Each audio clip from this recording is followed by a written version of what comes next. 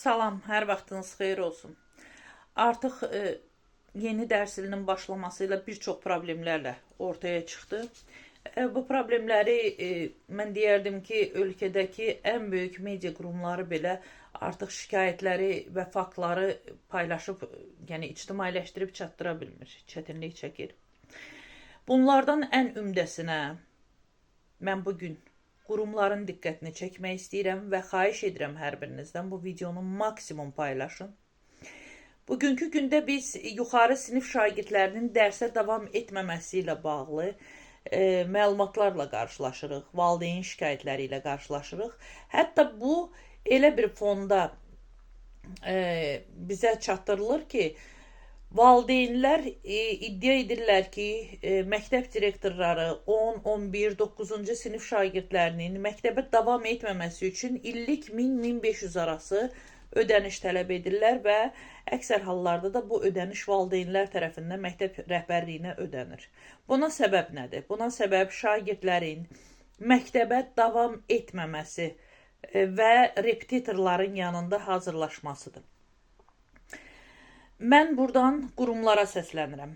Mən buradan başda Elm və Təhsil Nazirliyi olmaqla, Ailə Qadın Uşaq Problemləri üzrə Dövlət Komitəsinə, Sosial Xidmətlər Agentliyinə, Azərbaycan Respublikasının Daxili İşlər Nazirliyinə, Baş Prokurorluğa və Vergilər Nazirliyinə səslənirəm. Çox xahiş edirəm, məktəbdən kənar repetitor fəaliyyəti göstərən müəllimlərin və hazırlıq kurslarının barəsində tədbirlərə başlanılsın, reydlər keçirilsin. Həmin şəxslər barədə hüquqi tədbirlər görülsün və onlar məcbur edilsin ki, məktəblə hesablaşsınlar. Çünki belə hallarda çox negativ hadisələrlə üzləşirik ki, bunun elə birini də mən dünən ictimailəşdirdim.